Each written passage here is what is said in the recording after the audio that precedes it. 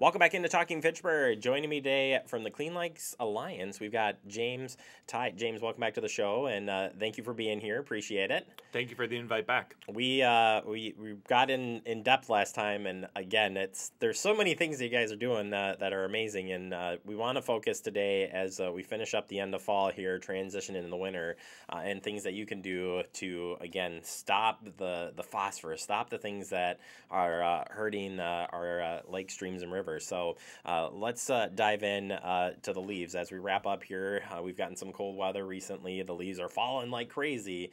What should folks do with their leaves instead of just leaving them in place?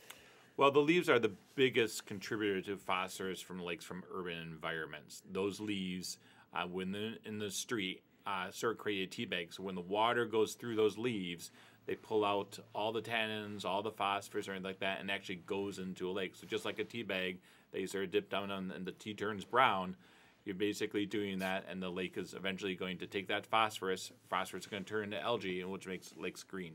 So the first thing that we really do, just like if you're pulling out of your driveway and you're going to go to work, if you see some trash on the curb and gutter in front of your home, you're probably going to pick it up, right? We want to get to the point that everybody sort of thinks that about leaves. Let's get the leaves out of the street. Leaf-free streets is what we're looking for. The curb, the gutter, into the street, whatever you're comfortable. Don't go on traffic and do it. But, and then what do you do with those leaves?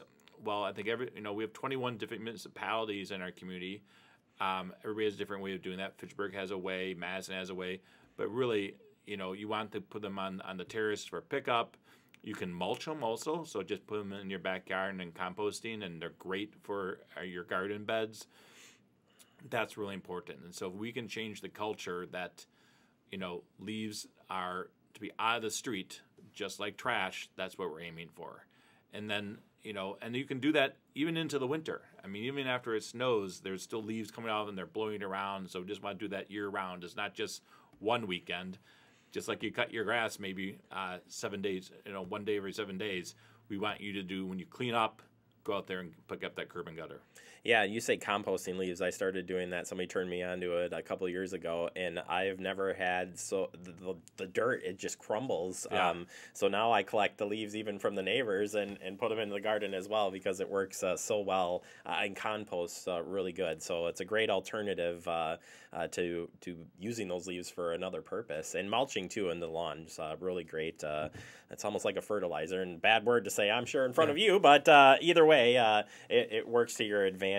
Are we going to get to a day where we'll issue an alert? Because I always think of that when we get in this time of season and it starts to rain, we almost seem like an alert day, and I don't want to use it because some of the stations use that, but an alert day to make sure that we got to get those out of the street and think about the runoff. Yeah, there are some days I think that more leaves come down, but I think the long-term goal is just like you cut your lawn. It's not just one alert day, but there's alert day every Sunday when you cut the lawn. And just getting in the habit, you're changing that culture. Because when I was a kid, we completely changed the culture for recycling. I mean, when I was a kid, I'm a little bit maybe older than you, all we had was tying up the newspaper with twine. That was it. Mm-hmm. And then we moved to cans, and you would take the cans and you take it to a mall parking lot and put it in a machine and get some quarters. And then we got, you would take it maybe to a recycling place yourself. Then we got the city came about and we got 2 trash cans. And then we started remodeling kitchens and we got drawers.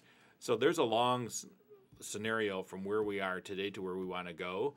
But our community is so good at changing what we do. And faster we can move that leaves are picked up whenever you see them. Once a week as part of your chores, give it to your son or daughter and give them a couple bucks. It's a great enterprise for them. Absolutely. Well, as we transition into fall, or out of fall and into the wintertime, salt becomes kind of the next thing of Wisconsin because we've got the different snow and ice and everything.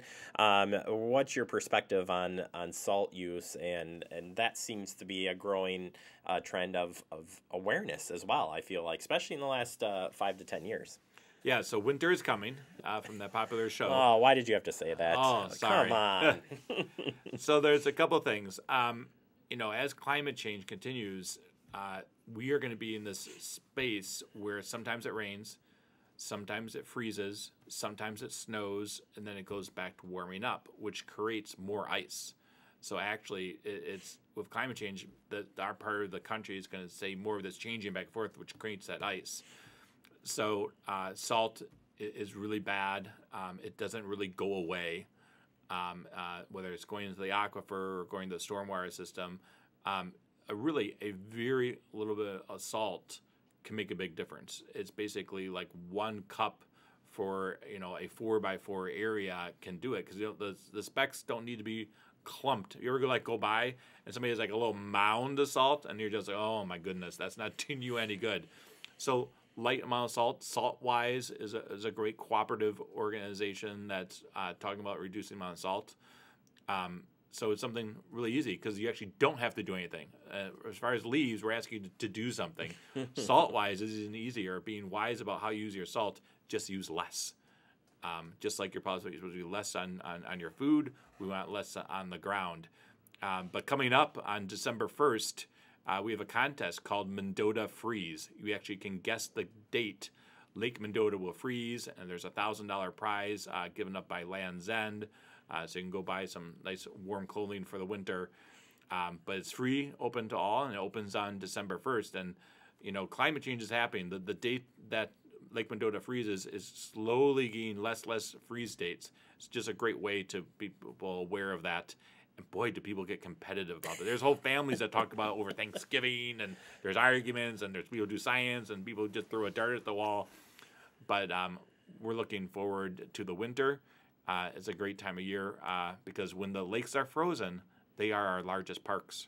Yeah, they are, and they're great. It's again beautiful time too. Another great time to hike and see those Great Lakes. If people want to find out more about what you're doing, about stuff you talked about today, how can we do that? You can go to Clean Lakes Alliance, and there's a tab called "What Can I Can Do." Get educated, learn about what you can do at your home, and advocate for the lakes. All right, James, thank you so much again for your time. I appreciate it, and we'll look forward to having you back on the show. And let's see, my guess is going to be the 31st of December. Thank you very much. I'm going there. All right, well, take a quick break. More to come. You're watching Talking Fitchburg.